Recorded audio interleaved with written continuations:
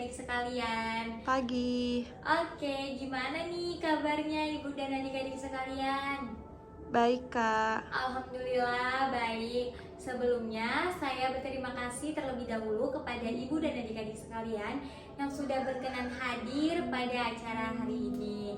Jadi di sini kita kan tak kenal maka tak sayang. Izinkan saya terlebih dahulu memperkenalkan diri saya. Perkenalkan, nama saya Bella Meliani. Ibu dan adik-adik sekalian bisa manggil saya Bella. Saya dokter dari Puskesmas Andalan. Nah, ibu dan adik-adik sekalian tahu nggak kita di sini mau ngapain? Jadi, di sini saya akan memberikan sosialisasi atau penyuluhan dengan tema edukasi, pengetahuan, dan pentingnya peran ibu terhadap pemberian imunisasi difteri tetanus. Nah, jadi untuk judul sosialisasi kita pada hari ini itu adalah vaksin bertindak difteri tetanus menjinak. Sebelumnya saya mau bertanya nih sama ibu dan adik-adik sekalian, udah ada yang tahu belum apa itu difteri tetanus? Belum. Oke, jadi saya bakal menjelaskan satu persatu. Jadi difteri itu adalah penyakit yang sangat menular dari bakteri Corynebacterium diphtheriae. Sedangkan tetanus adalah penyakit serius yang bisa terjadi bila kotoran yang mengandung kuman tetanus itu masuk ke dalam tubuh melalui luka di kulit. Nah, tadi kan aku udah ngejelaskan ya apa difteri dan tetanus itu. Jadi ada yang tahu nggak apa penyebab dari difteri dan tetanus itu? Jadi penyebab difteri ini tuh disebabkan oleh bakteri Corynebacterium. Infeksi ini tuh dapat menular melalui partikel di udara, benda pribadi, peralatan rumah tangga yang terkontaminasi, serta menyentuh luka yang terinfeksi kuman difteri. Selain itu, penularan difteri ini dia juga bisa terjadi melalui air liur seseorang. Sedangkan penyebab tetanus itu adalah bakteri Clostridium tetani. Ini tuh merupakan penyebab utama terjadinya infeksi tetanus. Hal yang perlu kita garis bawahi di sini itu infeksi tetanus ini tuh merupakan infeksi yang tergolong serius loh adik-adik.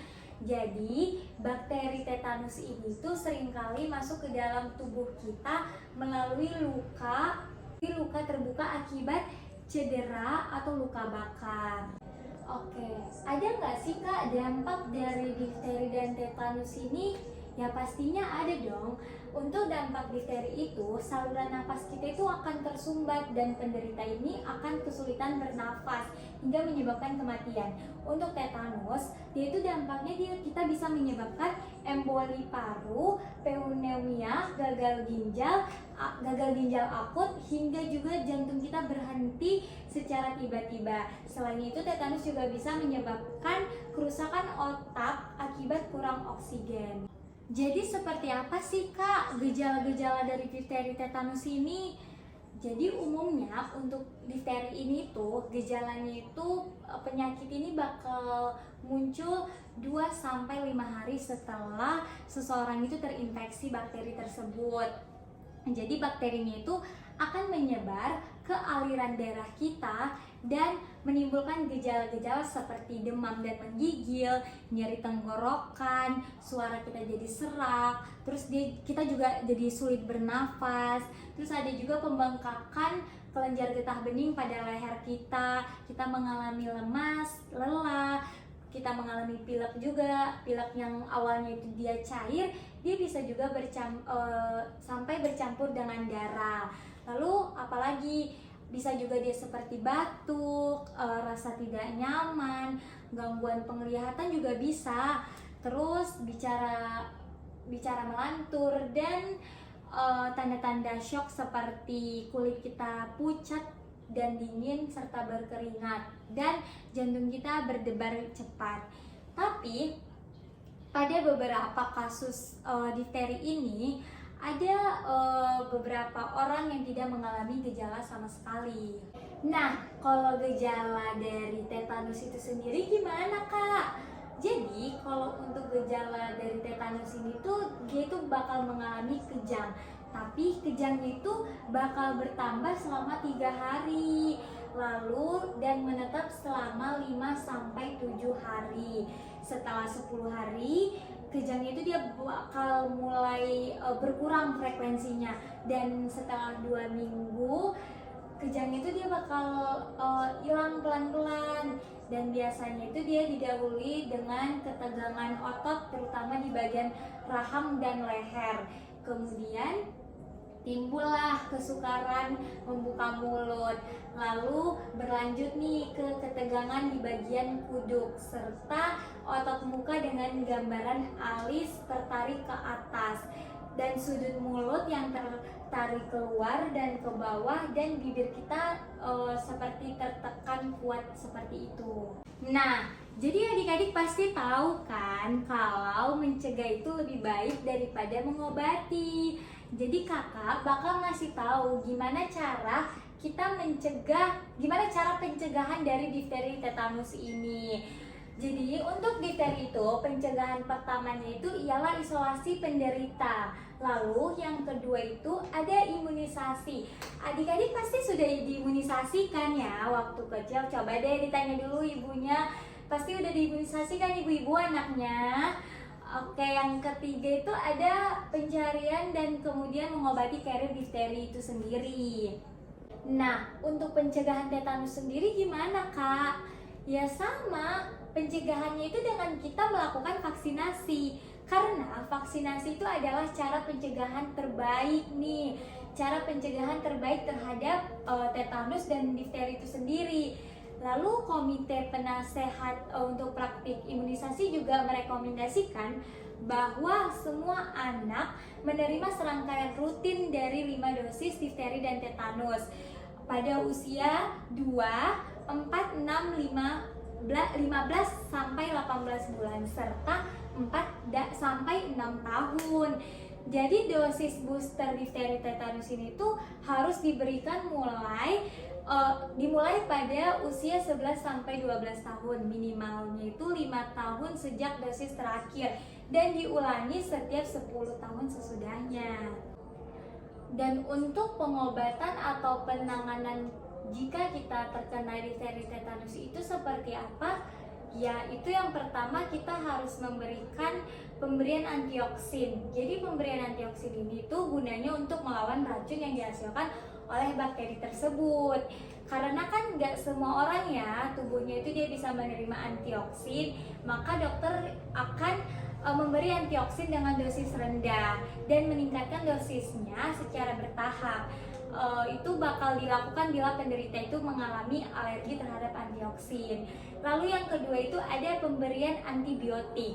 Jadi pemberian antibiotik ini tuh untuk mengatasi infeksi di bawah pengawasan dokter. Dan yang ketiga itu anjuran pemberian booster. Jadi anjuran pemberian booster vaksin difteri ini tuh dilakukan setelah pengidap kembali sehat untuk membangun pertahanan tubuh terhadap difteri.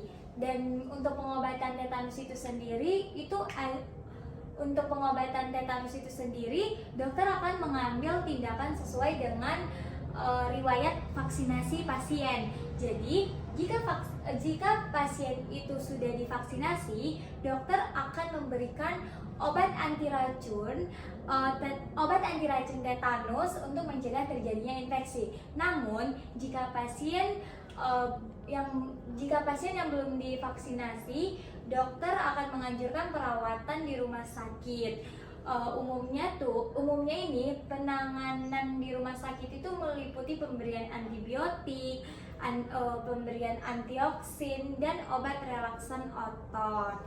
Jadi masa penyembuhan dari tetanus ini tuh membutuhkan waktu sekitar 16 minggu.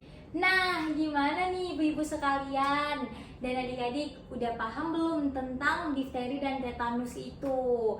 Jadi kesimpulan dari yang saya jelaskan ini semua itu, difteri dan tetanus itu merupakan 2 penyakit yang sangat berbahaya yang bisa menyebabkan kematian. Maka dari itu nih, ibu-ibu dan bapak-bapak sekalian yang ada di sini diwajibkan untuk memberikan imunisasi kepada anaknya. Karena seperti yang kita tahu ya ibu-ibu, di sini tuh mencegah itu lebih baik daripada mengobati. Jadi sebelum anak-anak ibu terkena bakteri dari difteri dan tetanus ini, maka vaksinasilah terlebih dahulu. Nah, sebelum saya menutup pertemuan sosialisasi kita pada hari ini, ibu-ibu sekalian, saya punya slogan nih. Jadi, sayangi buah hati Anda dengan imunisasi difteri dan tetanus. Dan di sini juga ada link barcode. Ibu-ibu sekalian bisa langsung nge-scan barcode untuk mengetahui informasi-informasi tentang difteri dan tetanus. Bahwa difteri dan tetanus itu benar-benar sangat membahayakan ya ibu-ibu. Maka dari itu ibu-ibu sekalian harus benar-benar sigap dan segera memberikan imunisasi kepada anak-anaknya. Oke ibu-ibu, berakhir sudah sosialisasi atau penyuluhan kita pada hari ini. Terima kasih banyak ibu-ibu, adik-adik sekalian yang sudah berkenan hadir untuk mendengarkan penyuluhan saya tentang imunisasi difteri dan tetanus.